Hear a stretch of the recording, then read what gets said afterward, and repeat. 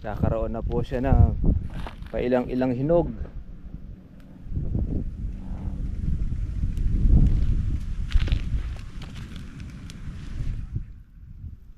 Yan.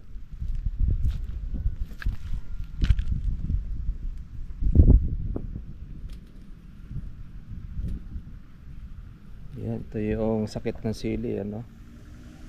Yung natutuyo, napnos, yung napapaso.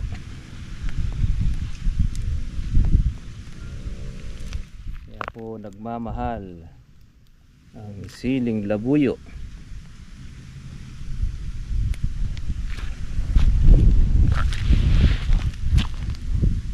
Tsaga-tsaga lang. Meron rin tayo matino na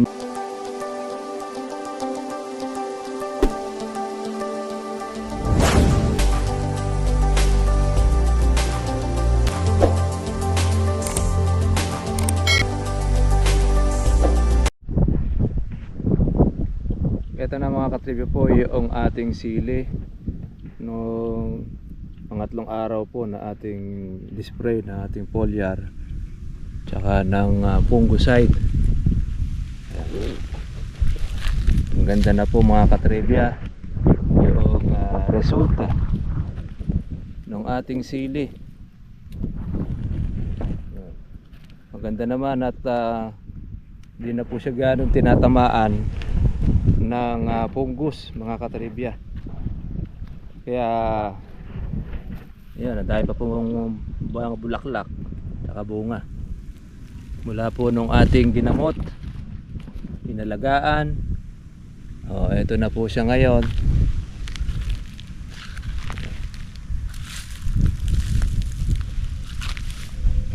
Kung ating sili ay naging maayos ang lagay. Yan, nakakatuwa naman. Yan nga, umitim na po, bumerde.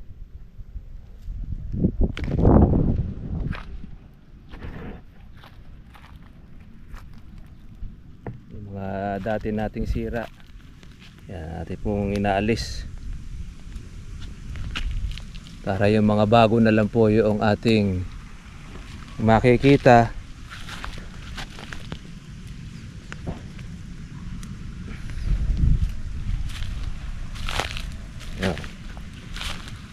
Ayan,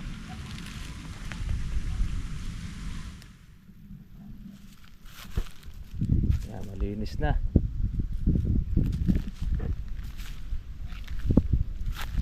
Ayan, ating sili, may bunga, bulaklak.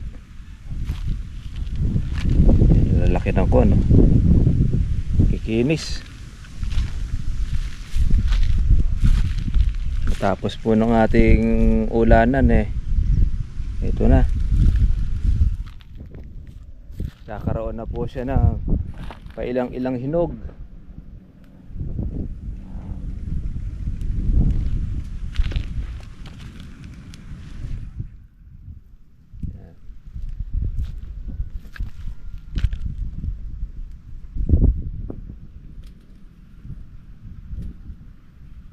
Yan, ito yung sakit ng sili, ano? Yung natutuyo, napnos, yung napapaso.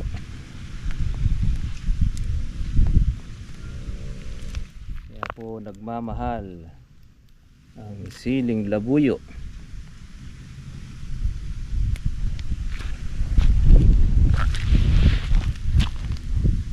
Tsaga-tsaga lang.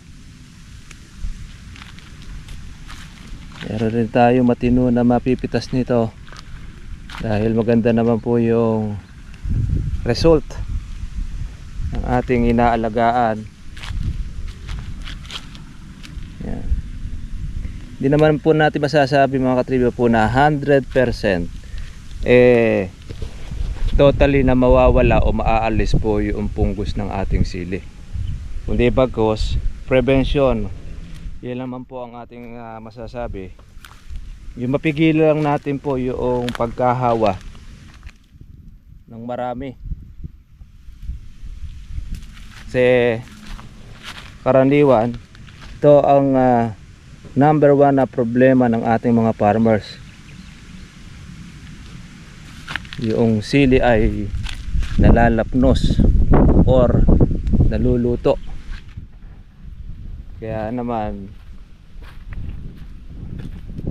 nahihinog nga, kaya lang sisira naman. Kaya nito, yan ang number one na sakit. Marami pong mga nagsili, pinagpapatayin na ang kanilang mga tanim dahil nga sa ganyan ang problema, wala sila pong makuhang maayos o matinong bunga.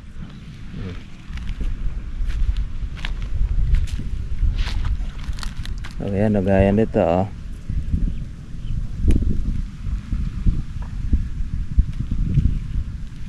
dahil ang sili po may mga sakit. Kailangan nito ay mapalakas ang kanyang calcium.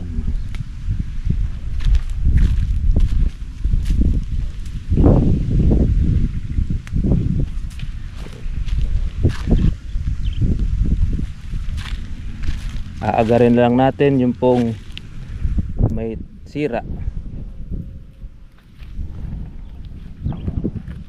Pero napapalitan naman po siya ng buo. Makinis naman po yung mga bago.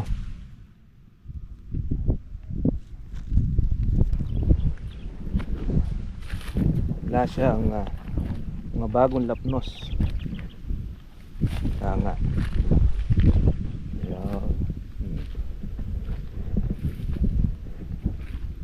Ganda na po ng ating sili. Yung pong kanyang resulta. Bumerde ng gusto. Maintenance lang talaga. Alaga. Tapos yung wala siyang damo. Siyempre pati na rin po yung gamot ating susuplayan.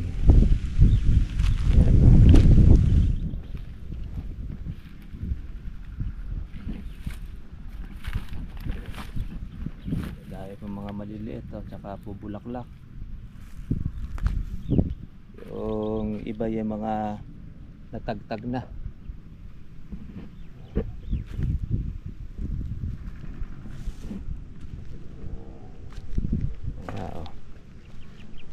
Nangingitim na sa bunga mga ka-farmers. Iba pa mga mura pa.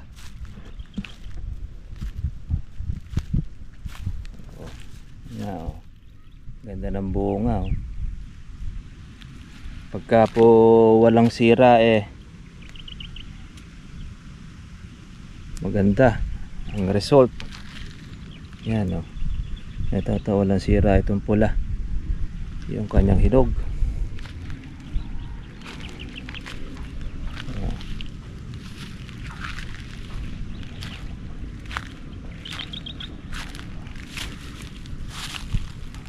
Yan.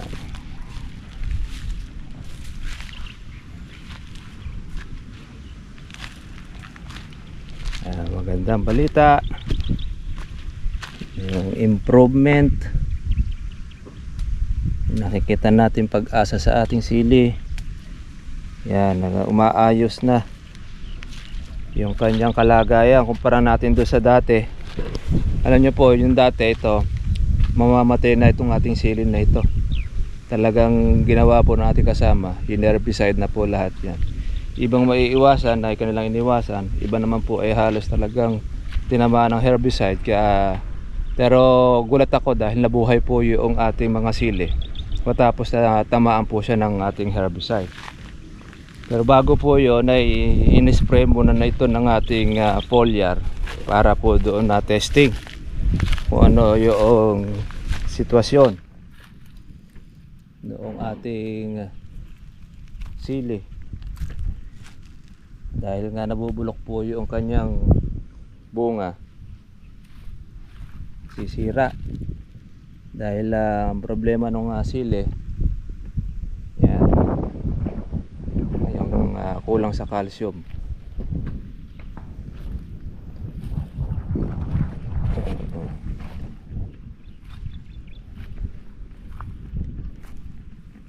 Yan, na-list natin ating mga naluto, yung natutuyo.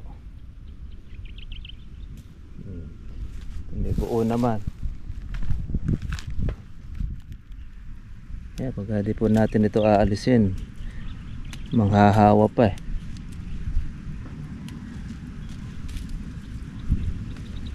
Kaya matrabaho, maalaga. Noong araw wala pong ganitong sira ang sili, mga katribya. Pero ngayon, pagka talagang hindi mo siya inalis, halos wala pong matitira doon sa bunga ng inyong pong sili. Kaya yun po ang isa po na dahilan. Ang sili natin ay napakataas ng presyo dahil ganun po ang naging problema. Nauubos, nasisira, at pagkatapos kahit marami kang tanim, ayun, wala kang ma-harvest. Kaya naman, ito naman po yung ating sinatsaga para matanggal natin na matanggal po ang sira. Diba, kagaya nito, hindi natin ito natanggal noon, obligado nating alisin dahil mahahawa pa yung mga buo. Ito, mga matatandang sira na ito.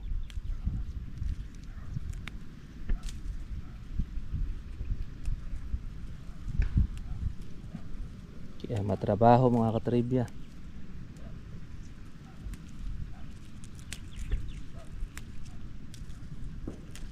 Meron naman pong mga natitira pong mga buong bunga.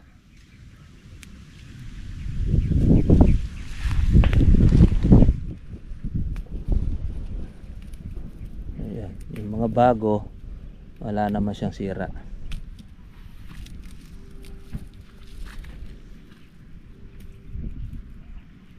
Ayan.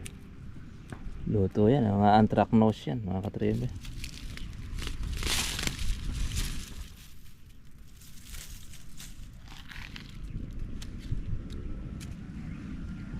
Ay, sayang ito kung ito'y tinuluyan po natin na pinatay. Ako, manghihinayang ka.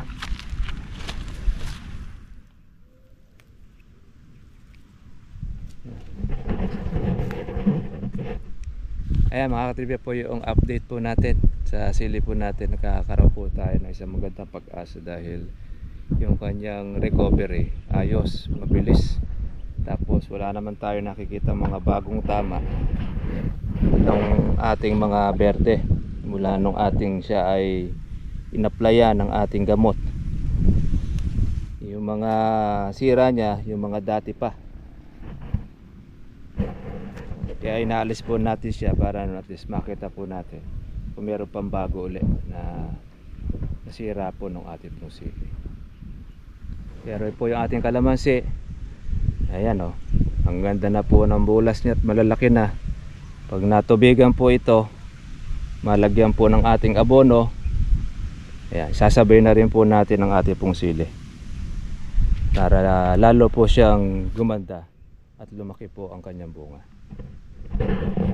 Paano, mga katribya? God bless po sa inyo lahat. Kita na po tayo po bukas para sa susunod po natin vlog. Basta po lang po tayo mawalan po ng pag-asa kapag habang buhay may pag-asa. God bless po sa inyo lahat. Bye bye.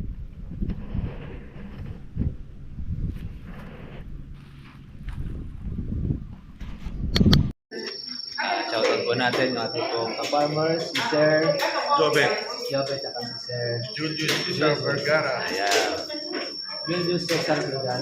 Papangalan ko po yung Ang pangalan niyo po yung dating mayor nito sa POJ. marami pala kayong Julius Cesar Vergara din. Then kami po yun, ako yung bali kasi yan.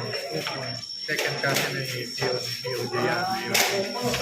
Kaya ako ni Choka Pera. Si Mayor Vergara, mag-anak. Oo, mag-anak po na natin. Second cousin. Ayun, ayan, na-condolence din po siya dahil namayapa na po si Sir Magno.